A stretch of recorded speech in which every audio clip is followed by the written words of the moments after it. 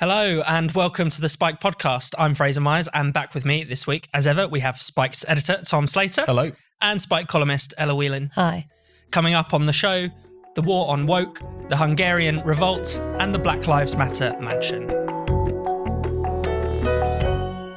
So this week, Prime Minister Boris Johnson made his clearest comments yet on the clash between women's rights and trans rights.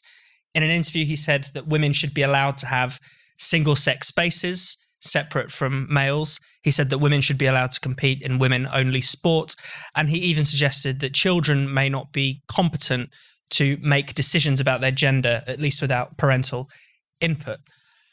I mean, Tom, really, this is just basic common sense. But in our very strange era, this comes across as quite significant. Oh, and I think it was intended as significant as well. I mean, in the interview clip itself, he's being asked about something else entirely, partly about the background to this, being asked about whether or not he's going to bring back in the ban on trans conversion therapy, that whole quagmire I'm sure we'll get into a little bit later on.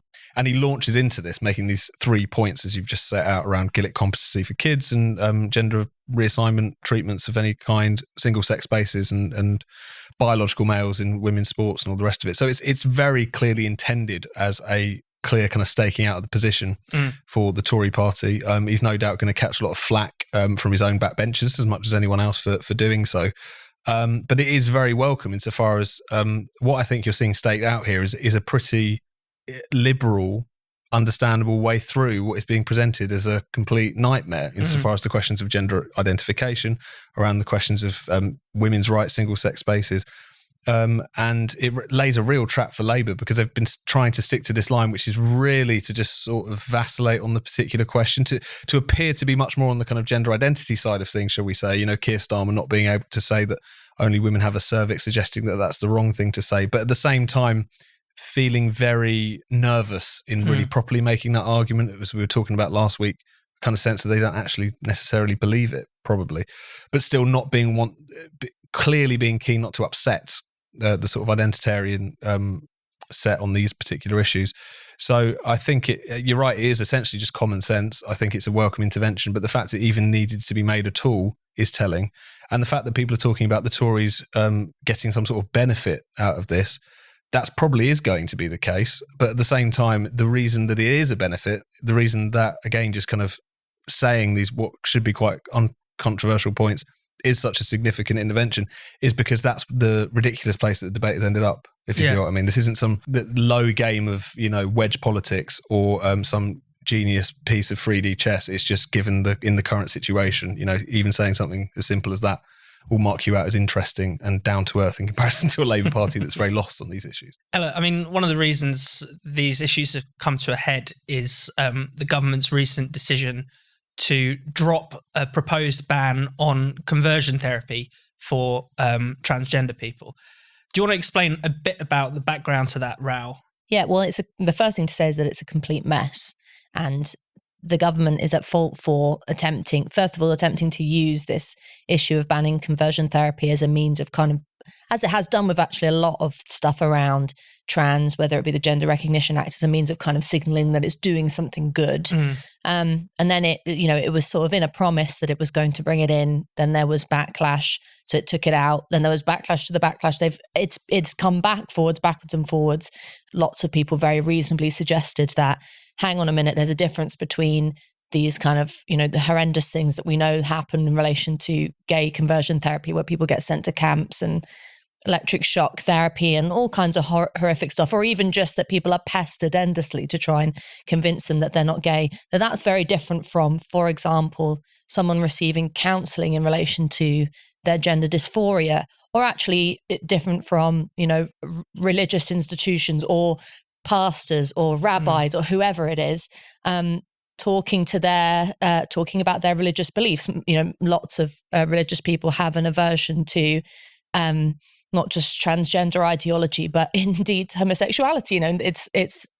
That's just a fact of life, that still remains. And whether or not you think that's good, whether you think that's moral, doesn't necessarily mean it should be illegal. And so there's been this backwards and forwards, and the government has finally sort of seems to have landed on this very unsatisfactory compromise, which has really pissed off everyone about banning gay conversion therapy, but leaving out the trans element of it.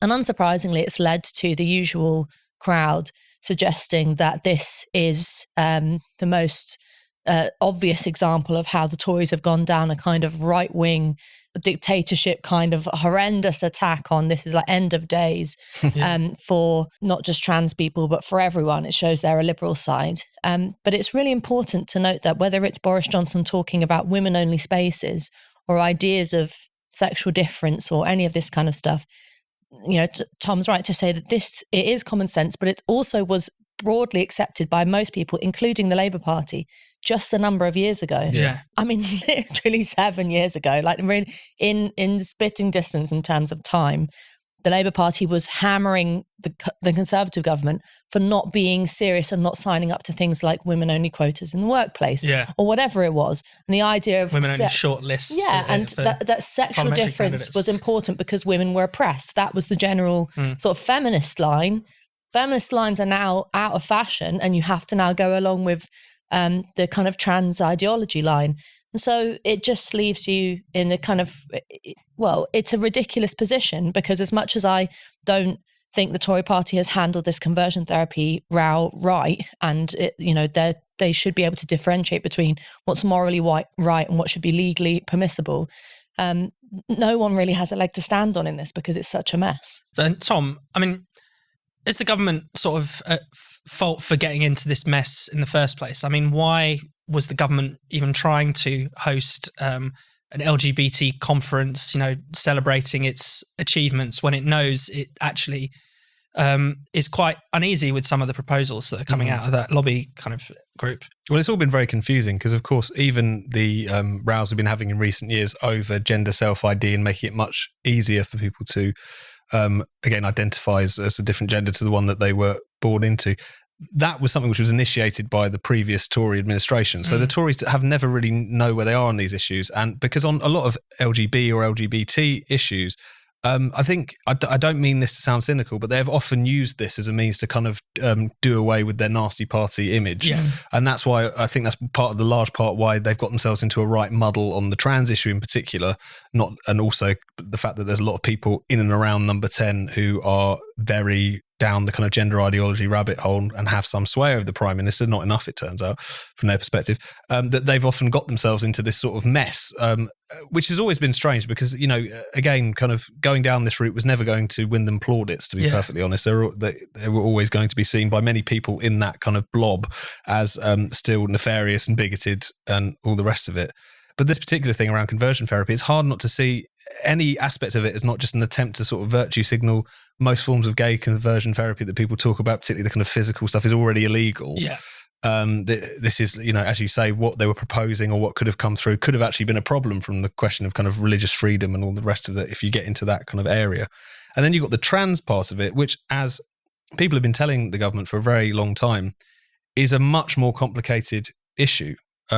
Interesting, this is a point that Bev Jackson from the LGB Alliance has made many times, is that there's actually a point at which the ban on trans conversion therapy could become a problem for gay people itself. That actually, again, this kind of approach to gender dysphoria amongst children, whereby you're supposed to kind of affirm the identity that they believe themselves to be, not to question it, could in itself become a form of gay conversion therapy, given there's a substantial amount of young people who experience some form of gender dysphoria and then who later on get past it and happen to be gay as well. So, there's an element of this where you could be seen to essentially be endorsing, again, kind of correcting gay people, which is another consideration. These things are not clear cut. This isn't the Tory party just just kind of reverting to type. It's not Section 28 all over again, as people would like to make it out. It's nonsense. And there's been this really unpleasant aspect to the discussion, which is to say this is what the war on woke means, by which they mean it's basically a bigoted agenda. And I think those of us who are,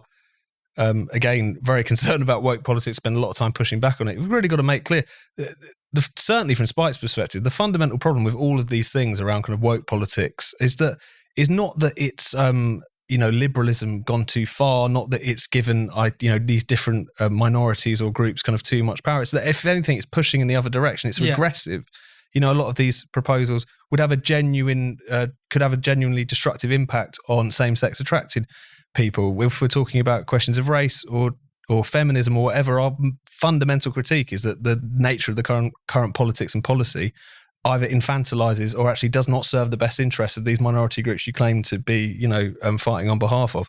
But I think the debate around it and how it just wants to try and present it as if it's the 1980s all over again shows either that people just haven't moved on and aren't paying attention, or that they're just conflating these two things because it serves their interests. And increasingly, I think it tends to be the latter, to be perfectly honest. Definitely. One thing we didn't touch on was women's sport, but if you are interested in that, you should definitely check out Sharon Davies talking to Brendan O'Neill.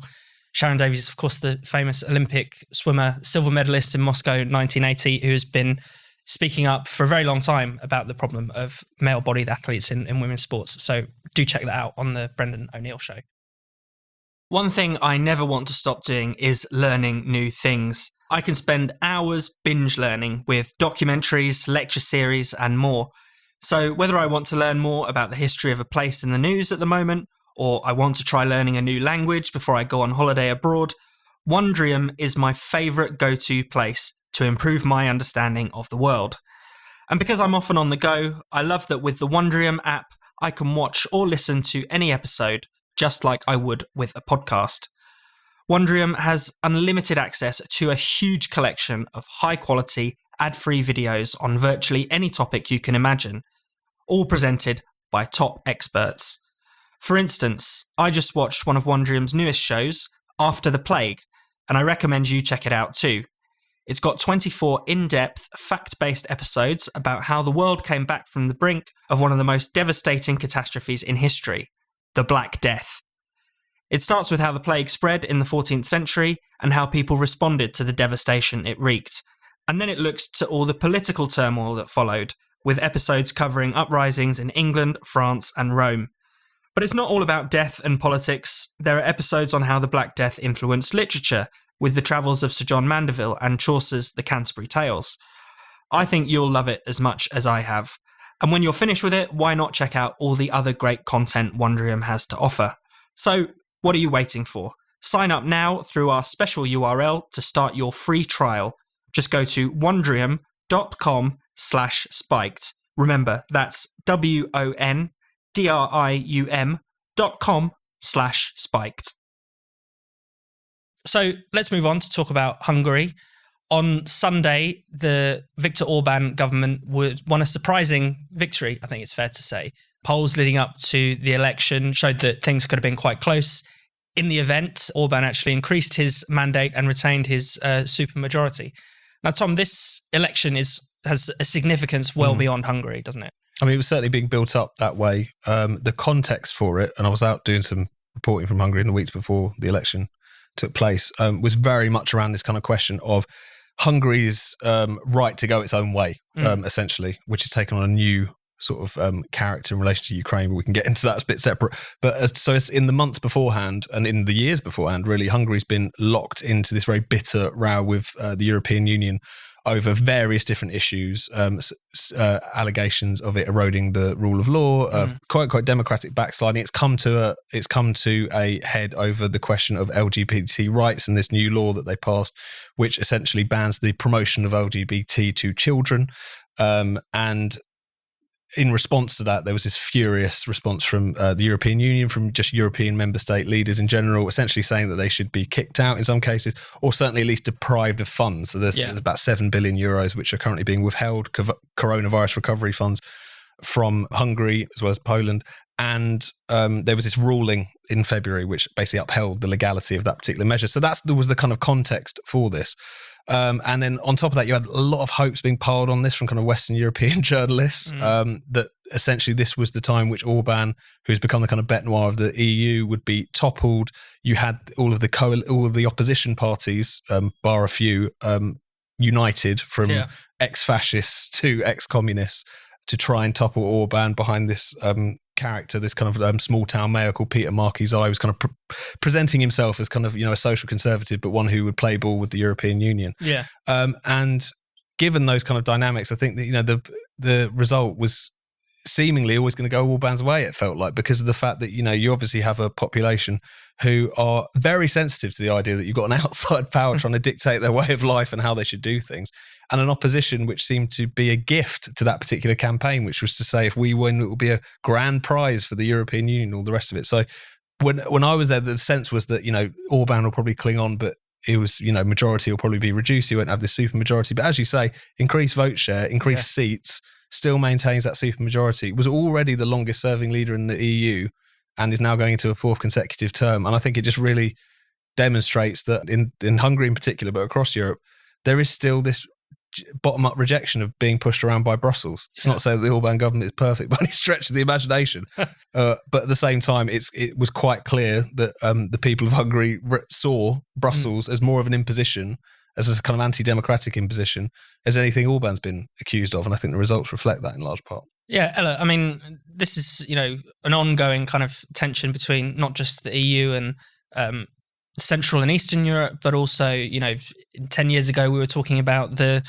tensions between the EU and Southern Europe with Greece and Italy. Well, I mean, the voters who sent Orban back into office have been vindicated in terms of the response to the electoral victory, because, you can't play this double game when at the same time that the European Union is making all the right sounds and, waving the flag for sovereignty when it comes to talking about Ukraine and, let's face it, pretending like it, using words like democracy and importance of that and pretending that it cares about that. And then the minute a democratic election takes place in which the result, and much like Brexit, much like Trump, much like lots of the things that have happened in the last 5, 6, 10 years, they then throw their toys out of the pram. Yeah. And so if you're a Hungarian voter who's voted for Orban, you'd say, well, see, this is what I was talking about. And it's also the fact that, like you mentioned, Italy and Greece, what the European Union, the kind of it's almost its flagship kind of moves in the last few years have been to kind of be financially punitive and tie that into when countries don't do what they want, whether it's in relation to immigration, whether it's in relation to the way they manage their finances, or with Hungary, what kind of social policies they have. Yeah. That the consequences, well, we'll either charge you or we'll withhold funds. And particularly in relation to Hungary after, and indeed with Italy, after the period of the pandemic, when we know that lots of countries in Europe that aren't as well off as some of the kind of the big EU members have suffered, that is going to have a real knock-on effect for the way in which voters make decisions. But I mean, there's also just, it's, as Tom says, Hungary is certainly not perfect in relation to press freedom, in relation to other, free speech. Orban has proved himself to be a particularly punitive and untrustworthy protector of citizens' rights and journalists' rights, and you can oppose that. But, there is this sort of weird positioning of other EU members as if they are kind of paragons of virtue. No one talks about, for example, if you want to look at some of the nations' approach to women in relation to abortion, or what about France's approach to kind of religious freedom, or, there's lots of things wrong with lots of countries. I think they pick which kind of nations they want to pick on. And it's quite clear that Hungary has been a thorn in the side of the European Union, not because they give that much of a crap about what kind of policies they have about LGBT people, but because the sentiment in Hungary has been generally anti-EU, despite them being this kind of weird thing, despite being a member for a very long time. So it's quite clear what their opposition is, but there's all this kind of, if I was a member of the LGBT community, I'd be quite pissed off because it's almost being used as a sort of stage reason to wage a different kind of a war. And finally, Tom, I mean, we should bring in Ukraine a little bit. Yeah. One of the attack lines against Orban before, and actually there's been a lot of this after the election too, is that he's a kind of Putin stooge, a Putin apologist. I mean, we've obviously heard that before in relation to every, anti-EU movement or character. Mm-hmm. And, people are, within their rights to criticise the particular policy that Hungary pursued on this or anything else. But as is always the case with Hungary, the truth is so much more complicated. Now, obviously, it's tried to maintain what the government refers to as a pragmatic relationship. They're obviously, like many European countries, heavily relying on Russian fossil fuels, also certain deals in relation to their nuclear power plants and building new nuclear power plants are sort of reliant on Russia. And in relation to the Ukraine crisis, the line throughout from the government has been, we will take we will, throw open the borders to Ukrainian refugees, but we're not going to allow, we're not going to send any weapons. We're not going to allow weapons to go through our territory because we don't want to be brought into a war that is not our own, essentially. And there's been a pretty robust exchange of words between Zelensky and Orban in recent days. So there's more complexity here. But of course, this just gets bracketed off as, that Orban is the Putinist Trojan horse in Europe. And it's like this on all kinds of other things from Hungary, where there is plenty of things from a kind of progressive or liberal perspective that you would want to criticise the current government of Hungary about. But the problem is that people aren't critical or serious about those things. They're hysterical about these particular things. I mean, the phrase far right is applied to this government willy-nilly when that's just fundamentally not the case. Whatever it is, it's not that. There are genuine issues, as Ella was alluding to, around kind of a properly free kind of media landscape. But again, the issues are a bit more subtle, than are often kind of presented around kind of questions of media ownership and allegations of corruption and all that sort of stuff. And the COVID crisis, in 2020, Hungary was referred to as the EU's first dictatorship when this, law was passed that allowed them to rule by decree. But obviously that happened across Europe. And it was a bad law and it was anti-democratic, as all of them were. Didn't have as many safeguards as some. But again, this is what I think feeds into the atmosphere in Hungary, which is to say that this government is embattled. They're on, and that they're being kind of, essentially, that there's a culture war being waged against them. And so I think that level of kind of international hysteria, not criticism, but hysteria, I think is definitely something which has contributed to that quite remarkable return to power from that particular government. And the more shrill that the European elites or anyone else get about this particular country and its government, the longer it's going to be able to maintain that level of support, I think. Finally, let's talk about Black Lives Matter. The leaders of Black Lives Matter have been accused of appropriating the donations to buy themselves a $6 million luxury mansion in California. This isn't even the first time that questions have been raised about BLM's finances. I mean, last year there was a big story about Patrisse Cullors, one of the leaders, who had managed to acquire a string of luxury properties, each worth, some of them worth in the multiple millions of dollars. Tom, I mean, this kind of story is going to sound very strange to people who have, I don't know, perhaps the mainstream view of Black Lives Matter, who think that this is a grassroots movement dedicated to fighting against police racism and police violence. That's never been the full picture, has it? It's always been quite complicated for all kinds of different reasons. One of which is because, is Black Lives Matter a slogan or is it an organisation? Yeah. If it's an organisation, which organisation? So a lot of the allegations have floated around Black Lives Matter Global Network Foundation, which Patrisse Cullors was until last year the CEO of and has been heavily criticised for some of her particular decisions.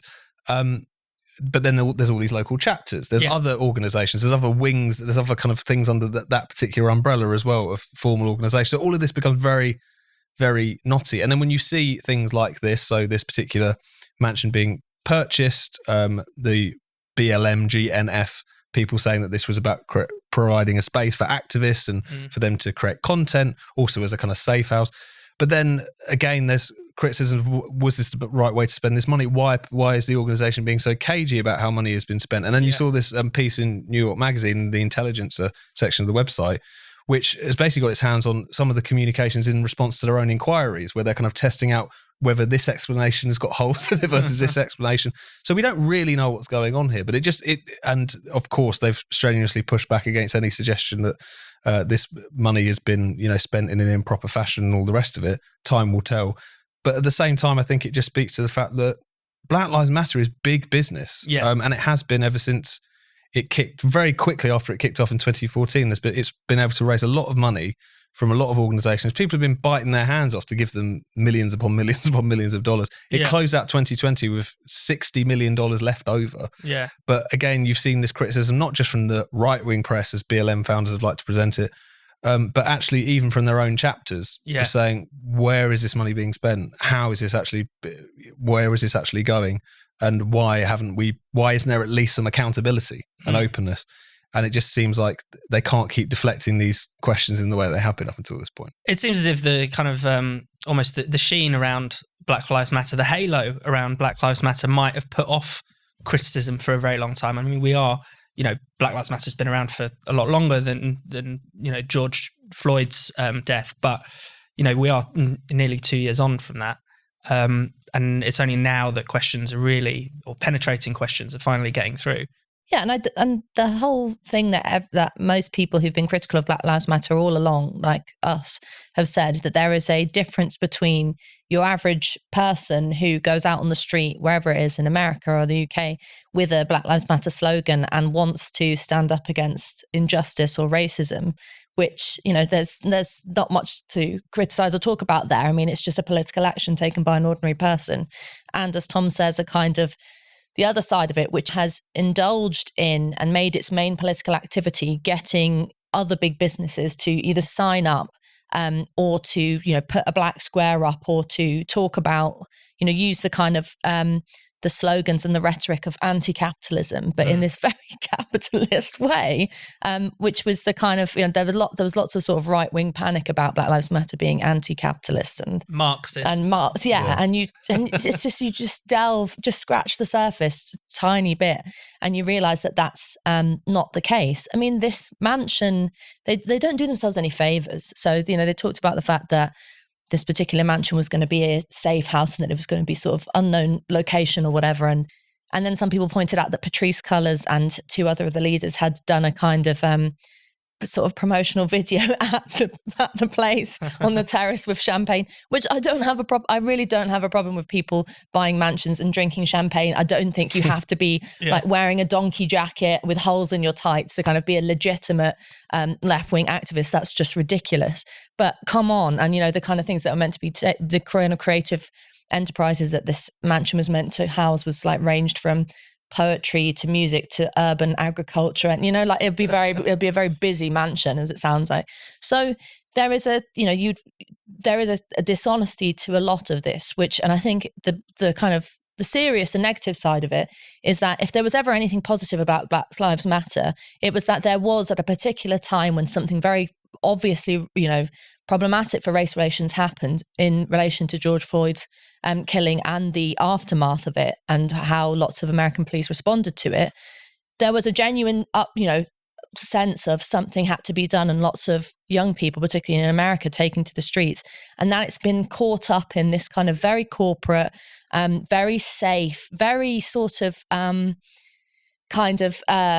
as Tom says, big business friendly and sort of undisruptive format of Black Lives Matter, the corporation, is, I'm sure, will disappoint many people. But if you didn't know that was happening from the start, then you haven't been paying attention to the fact that if Ben and Jerry's are kind of the main promoter of this, then it's not anything particularly radical. I think that's important. And it reminds you that, in a sense, there was nothing positive about this thing to begin with. I think Black Lives Matter, ultimate sort of, the way I sort of understand it is that this was a hijacking of a understandable kind of concern about the question of police brutality, a positive anti-racist feeling amongst a lot of people, which got hijacked by this identitarian organisation, which, as it turns out, was also potentially questionably run. That's essentially where we've ended up. It's distorted the debate in a really unpleasant fashion. It's mainstreamed what were up to now relatively fringe kind of identitarian ideas around race and identity. Yeah. And I think even though, as Ella was saying, for instance, Patrisse Cullors, who was criticised a year ago for buying 4 properties to the cost of over $3 million or something like this, and in and of itself, that's just a sort of lame argument to go after people because they've made some money out of their activism. It's worth pointing out that her argument is that she actually hasn't drawn a wage from the Black Lives Matter Foundation for many years, and up until that point, she got a relatively modest amount. She's made this from all of the activities which swirl around it, her book deals and her production deals and all this kind of other stuff, etc. It's important to point that out. But even taking that as read and not trying to allege any kind of straightforward corruption or anything like that, you do have to ask the question, who benefits from this kind of activism? It's quite clear that these activists have benefited. It's been very useful to their profiles and to their bottom line. It's very clear that big business has benefited from it, who've thrown their arms around this message and this organisation because it's a means through which for them to essentially try and purchase some virtue and feel like they're doing good in the world, in an era where capitalists in particular feel quite uneasy about the position in which they occupy. But it has not benefited one jot ordinary people. Yeah. It's further divided. I think it's played a direct role in further dividing America, and also in terms of just essentially, in some cases, creating excuses for the kind of for the rioting and the violence which ripped through a lot of American cities in 2020 and beyond. and leading to, again, a kind of pulling back of police and a dreadful situation for a lot of people in very troubled black communities. So whilst without wanting to get into the kind of weeds of what it has done, where has the money gone, who spent what, etc., on the broader scope, I think this just reminds us that the legacy of this organisation has been a dreadful one, and that under the banner of radicalism and anti-racism, it's basically only really benefited people at the top, and if anything, done a complete disservice to people of all skin colours at the bottom. Thank you so much for watching the Spiked podcast. We'll be back next Friday. If you hit subscribe and click the bell, you'll never miss an episode. And in the meantime, why not check out all of Spiked's other videos and podcasts on this channel? And for more Spiked content, find us at spiked-online.com.